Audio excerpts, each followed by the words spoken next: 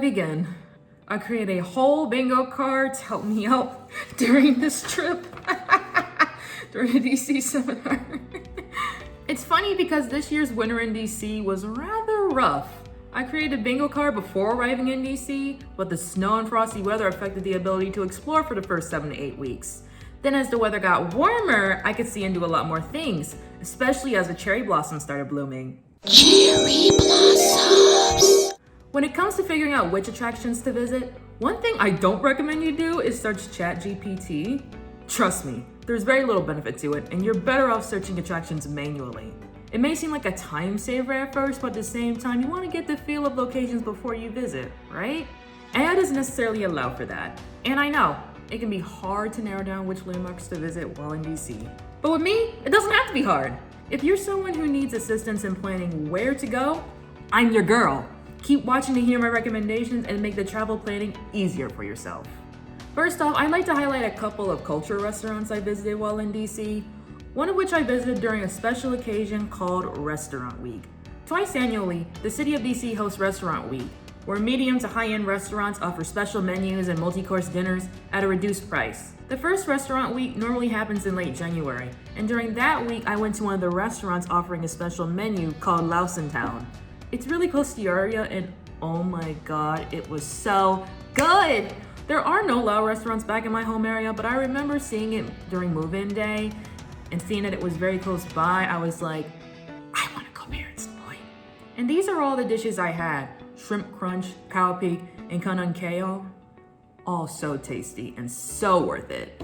Another highlight from DC is a 3-course Brazilian brunch I ate in mid-February. I went to a restaurant called The Grill from Ipanema, and that whole brunch was... I had actually tried Brazilian snacks in the past, but it was my first time trying Brazilian food in the form of a meal. I tried a black bean stew called feijoada, which lives in my head quite a bit and was so good. Paired with salada verde and a simplistic cheese and guava paste dessert called Romeo y Julieta. That whole thing slapped! I actually wrote a blog article about my experiences trying Lao Brazilian food. If you'd like to read them, just click the links in the description box and voila! Now it's time to talk about the other attractions. I'll start by talking about the museums. All the museums I went to were cool. The first museum I went to in DC was the National Gallery of Art. I went with a group the first weekend, but then I went back on my own to really soak up everything. It's so big. In terms of size and vibe, it's really similar to the Prado Museum in Madrid, Spain. The National Gallery of Art is a large museum with a classical vibe, and it happens to have the West and East Building. The East Building carries contemporary art, and I had the privilege of going there right after an exhibit for Elizabeth Catlett opened up. I had never heard of her, but she sounded like a really cool artist. For those who have also never heard of Elizabeth Catlett, she was a Black woman sculptor and painter who touched on themes regarding race, womanhood, wealth injustices, and liberation in her work. Also, knowing of her becoming a Mexican citizen touched me, because although I'm not Hispanic or Latina, I'm a Spanish learner who has thought about what it would be like to live in a Hispanophone country as a Black person. I spent time thinking about anti-Blackness in Latin America, and Mexico is a country that didn't recognize its Black population until 2015. So even during Catlett's life, Black Mexicans didn't get real recognition in Mexico, but that's a whole nother discussion. Although on the subject of Blackness, I must point out that the Smithsonian Museum of African American History is a must visit. It's somewhere everyone should go at least once in their lives. Although for me as a Black woman, I easily got angry. Don't even get me started on that today. And that museum is just one out of 17 total Smithsonians that exist in Washington, D.C. Other than the Museum of African American History, I also visited the National Postal Museum and the Smithsonian American Art Museum. All of them were so cool. You could easily spend all day reading the information. The National Postal Museum contains a huge stamp collection from the US and around the world, in addition to giving information surrounding the evolution of the Postal Service within and outside the US. The Smithsonian American Art Museum is also really nice and combines multiple artistic vibes, from classical to contemporary to minimalistic and sculpture. I personally prefer the Smithsonian American Art Museum over the National Gallery of Art because of the greater changes in artistic vibes and because of its more elegant, ethereal interior design, but both art museums are wonderful and worth a visit. And if there's another art museum you absolutely cannot miss, it's the National Museum of Women in the Arts. I love that place, and in my head, I relive my time there fondly. It spotlights a variety of women artists specializing in different art forms, something that many of the more famous art museums don't do. The general recommendation is that visitors start from the 5th floor and then work their way downwards, which I recommend you do too if you visit. It sets the tone for learning about women in art history and seeing the elaborate exhibits that are housed on the lower floors. It's funny, I remember talking to my twin cousins recently about the National Museum of Women in the Arts. One of them had heard of that museum, the other one hadn't. I showed them a few photos I took at that museum, and they found it to be really cool. I also showed them the Frida Kahlo painting because Kahlo is such a legendary artist.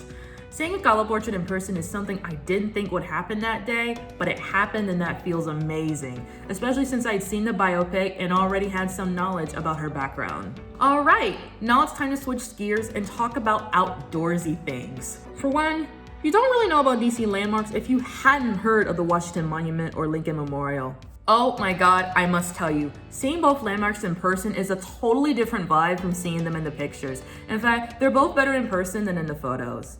I remember towards the beginning of the trip going to the top of the Washington Monument, and that was very cool. And then a couple months later, I walked towards the monument and spotted the first cherry blossom buds.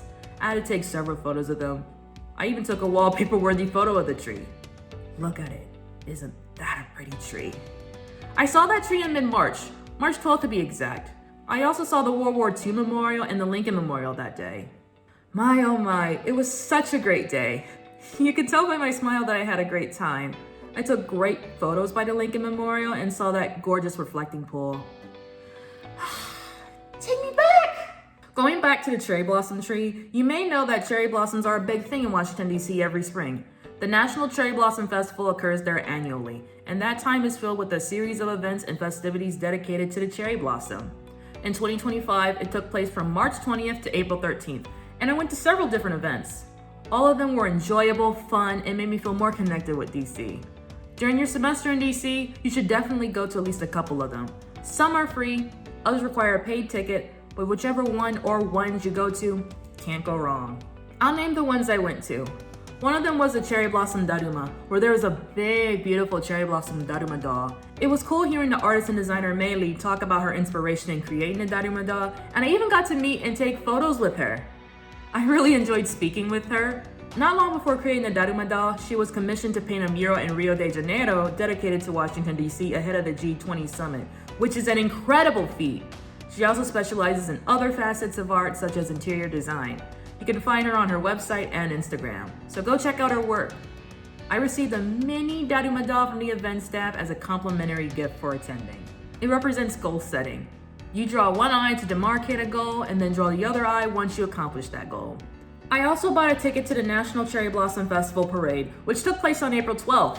It lasted a little over 2 hours and it was a joyful watch. I'm definitely going again one day, but what I do differently is get a seat close to the center of the street. The performers would do their routines there, and as I sat further out, I didn't get the full experience of seeing their dance routines and other action up close. I want to be fully immersed next time. The day after the parade, I went to the Sakura Matsuri, which was full of vendor stores selling all sorts of items, from jewelry to kawaii items to kimono parasols and so much more. There was food and performances all around the event area. It was so much fun. It took place close to the Capitol building and you had to buy an entry ticket ahead of time, but I bought several things there and had an amazing time walking around. And that view of the Capitol from the event was beautiful.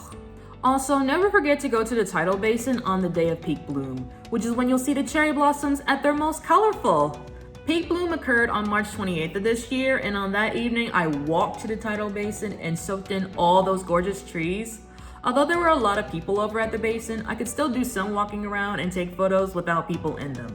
The pink florals looked stunning by the water. The best thing about going to the tidal basin was the sunset.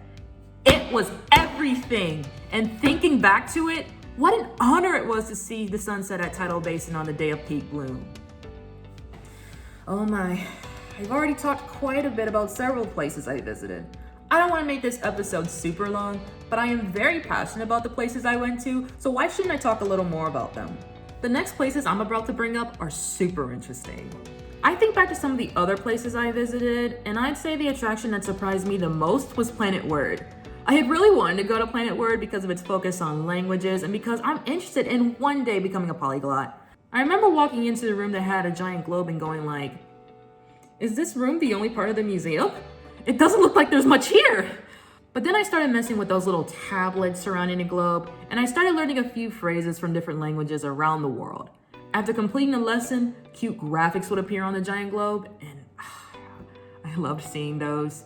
They have lots of languages across all the tablets, from Spanish to Icelandic, Amharic to Persian, Thai to Korean. There are even several indigenous languages such as Diné or Navajo, Olelo Hawaii, Piscataway, Quechua, and Miriwung, which was actually the first language I tapped on while on the tablets. Miriwung is a language indigenous to what is now Western Australia, with very few native speakers remaining. I spent around an hour and a half standing by that globe and inside an adjacent room that highlighted the most common English words and origins of different English words. There were also several other rooms that had cool activities dedicated to linguistics, including a photo booth where you pose based on the word you received. Planet Word's a family-friendly museum, but even grown adults who declare themselves child-free can have such a fun time there. You should go while in DC. I really had such a fun time. The place I was most excited to visit was the National Bonsai Museum, located within the grounds of the U.S. National Arboretum. I first heard about bonsai trees in around 2nd or 3rd grade when I watched a Food Network show called Sweet Genius. The contestants had to make frozen desserts inspired by the bonsai tree. One of the contestants made a frozen pie topped with the sprout from the bonsai tree, and Ron Ben Israel told the contestant at the judging table that they shouldn't have cut anything from the bonsai tree because it was really expensive. That show aired more than a decade ago, but that was a really memorable episode. And so I was very excited about visiting the National Bonsai Museum, which is mostly outside. And let me tell you, that museum did not disappoint in any shape or form. It's such a cool museum with all sorts of bonsai trees of different ages. I saw Gen Z bonsai trees, I saw millennial bonsai trees, I saw bonsai trees that are well over 100 years old. Oh, and I even saw a bonsai tree that was over 400 years old. Imagine what that bonsai tree has lived through. And oh, this Japanese white pine is 400 years old this year, 4 centuries old. What's the source? The U.S. National Arboretum is big. You'll have to make it a multi-day trip or walk around the Arboretum all day to see everything. But the National Bonsai Museum is relatively close to the entrance, so it's one of the places you can easily stop at and look around. The U.S. National Arboretum is not the easiest place to get to. From the ARIA, you'll have to hop on a streetcar, then switch to a bus, and then walk several minutes to reach the entrance. That's the cheapest way, but you could decide to drop cash on a Lyft or Uber to get there faster. Still, it's totally worth a visit.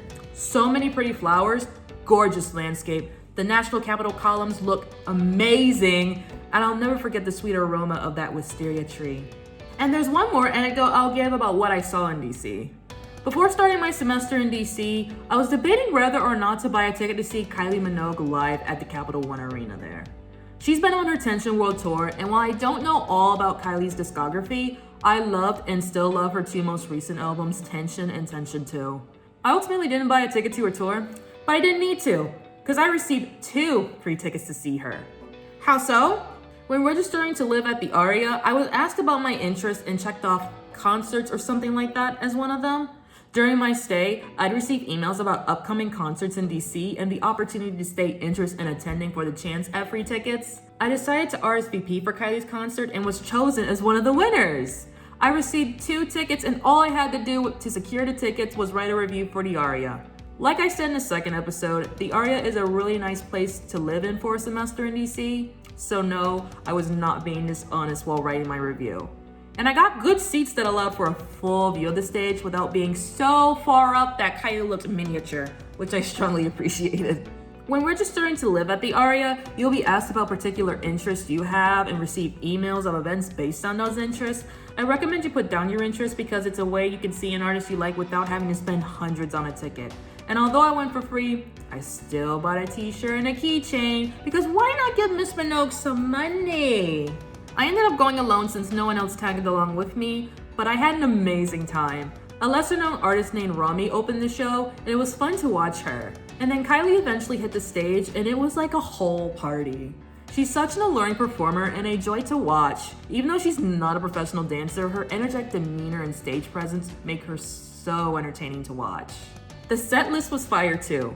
She performed a lot of her older hits, many of which I did not know, but I was grooving along and shout singing the few songs I did know. I took way more photos than I can count, but here's a bit of footage from the concert here.